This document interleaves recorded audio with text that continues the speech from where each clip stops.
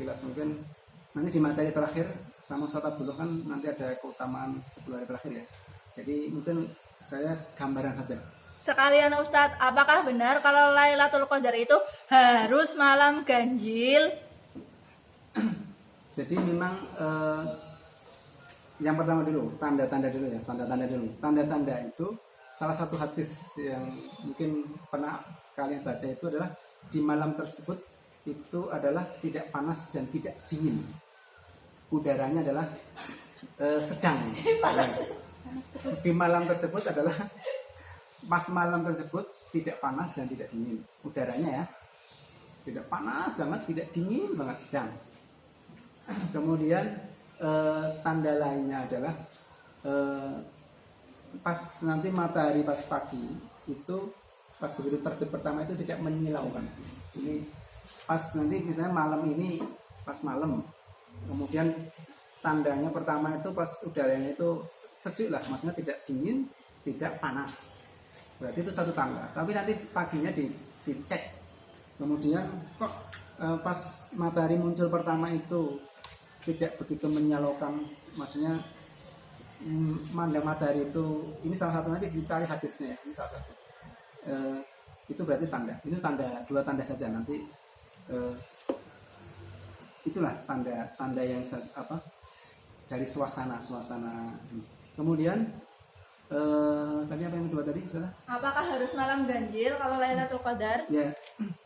Jadi para ulama, sebenarnya para ulama itu memberitahu seperti ini. Jadi ini, keutamaan malam-malam ganjil itu karena berdasarkan hadis-hadis yang dari Rasulullah tentang keutamaan malam-malam ganjil. Dan memang seringnya itu kan malam Lailatul Qadar di malam-malam ganjil.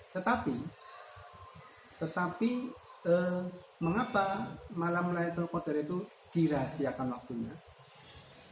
Jadi dirahasiakan waktunya itu agar kaum muslimin itu, agar orang-orang beriman itu senantiasa bersemangat ketika di 10 malam terakhir. Karena bisa jadi perhitungan 10 hari terakhir itu perhitungannya kan ada yang berbeda ya. Ada yang berbeda. 10 hari terakhir itu dihitung, kalau 29 hari berarti hari ke-20 itu dihitung. Kalau 30 ada yang menghitungnya seperti itu. Pokoknya 10 berarti ya puasanya 10 terakhir dihitung. Ada yang mengatakan menghitungnya dari awal. Jadi kalau sudah puasa 20 berarti malamnya malam 21.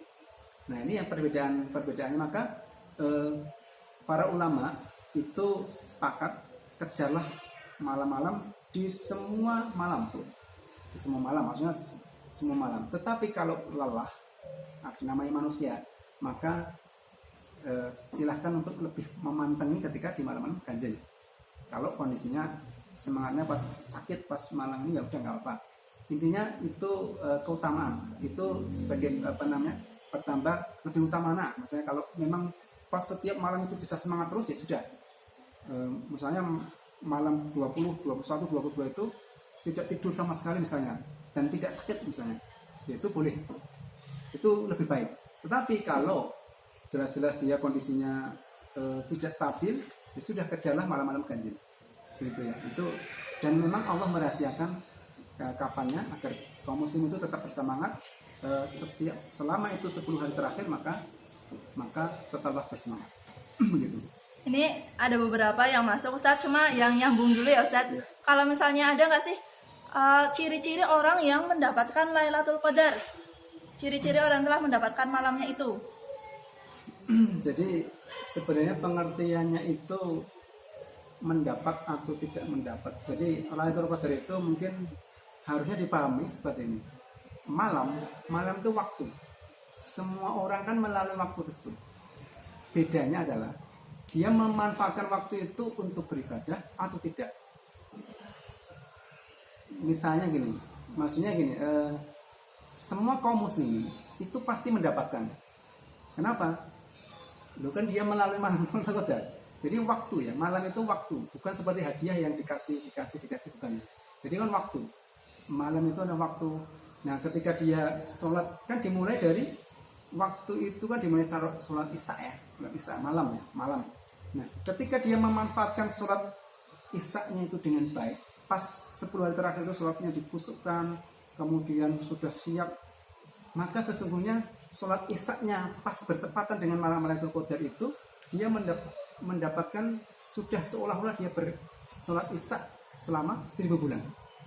Maksudnya seperti itu. Dia membaca Al-Quran juga sama. Jadi coba, kecuali kalau kaum muslimin ada yang tidak sholat isya, tidak ibadah, cuma maksiat, di 10 hari terakhir tidak maksiat, mungkin dia tidak mendapatkan.